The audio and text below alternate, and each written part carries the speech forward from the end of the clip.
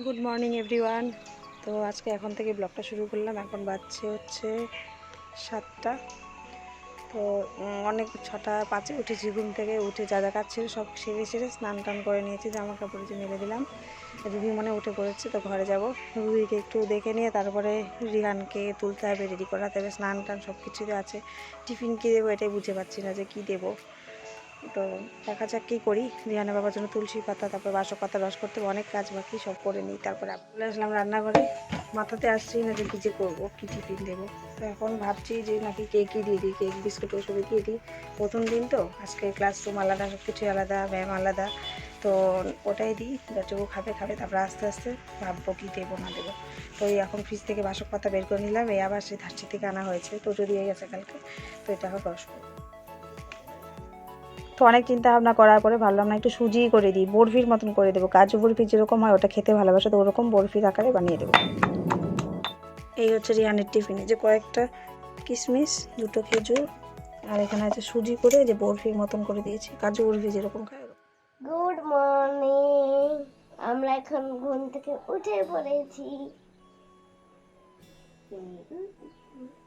Have a nice day. Have a nice day. চল চান করতে, চল তাড়াতাড়ি। এই যে বাবা ছেলে দুজনে জামা কাপড় রেডি। তো এখন বাজে 7:45। এই মেয়েটা আমাকে কিছুতেই ছাড়ছে না, কোল থেকেই নামে না। কি যে হচ্ছে কে জানে, কয়েকদিন থেকে এরকম করে। আর রিহানকে বসেছে পটিতে, জানি না হবে কিনা, এই জন্য দেরি হয়ে যাচ্ছে, স্নান করাবো।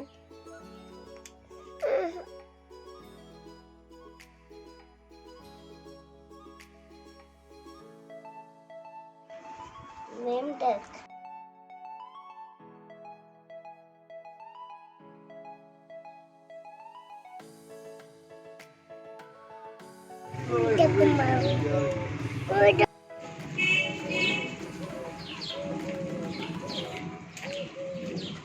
টাটা।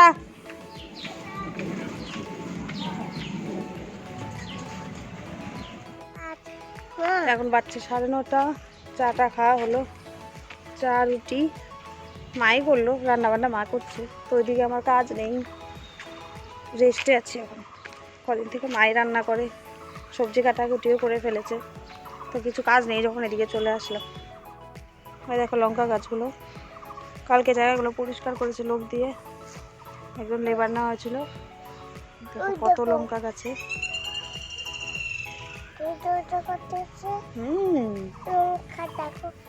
এই যে লাউ গাছটা কেমন যেন হয়ে গেছে, সুন্দর পাতা ছিল, এখন তো আবার কেমন যেন হয়ে গেছে। তো রুহি একটু আগে ঘর নোংরা করলে, ভুজিয়া দিয়ে সারা ঘর ছিটিয়েছে, তো ঝাড় দিলাম। তো বাচ্চা এখন 11:30, যে বের হয়ে পড়লাম বাড়ি থেকে, রুহিকে নিয়ে, ছাতা নিয়ে। রুহি আমার ব্যাগ সামলাচ্ছে। তো এখন বাচ্চা 12:30। এসেছি তো অনেকক্ষণ হয়ে গেল, 15 মিনিটের মতন হয়ে গেছে। আসার পরে এই ব্যাগ থেকে সব বের করলাম। রিয়ান তো টিফিন খাইনি, এই যে এখন খাওয়ালাম।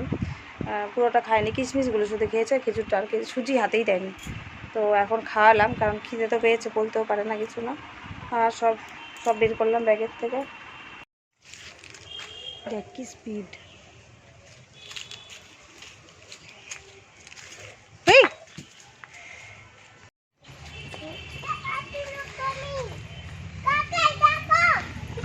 ঠাম্মিকে নিয়ে গেল সাপ দেখাতে। এই গরুর ঘর থেকে বের হয়ে এই দিক দিয়ে গেল। এই যে দেখো কি সুন্দর পাচ্ছে না, পাচ্ছে অনেক কালারটা, কিন্তু এই যেগুলো নষ্ট হয়ে গেল নিচের গুলি। সব তুলে ফেলতে হবে। প্রথম ক্লাস কেমন লাগলো রে? ভালো। ম্যামরা ভালো? কথা বলছো তোদের সঙ্গে?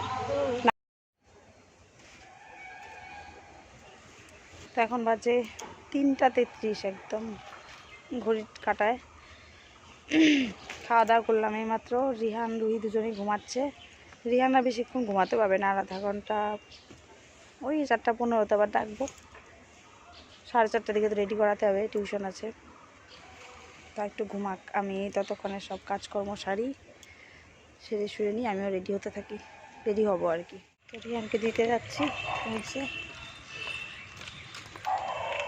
4:50 বাজে, রুহি ঘুমাচ্ছে। তো ঘরে রেখে আসলাম, আমার বাবা আছে, আমি তো চলে আসবো দিয়ে।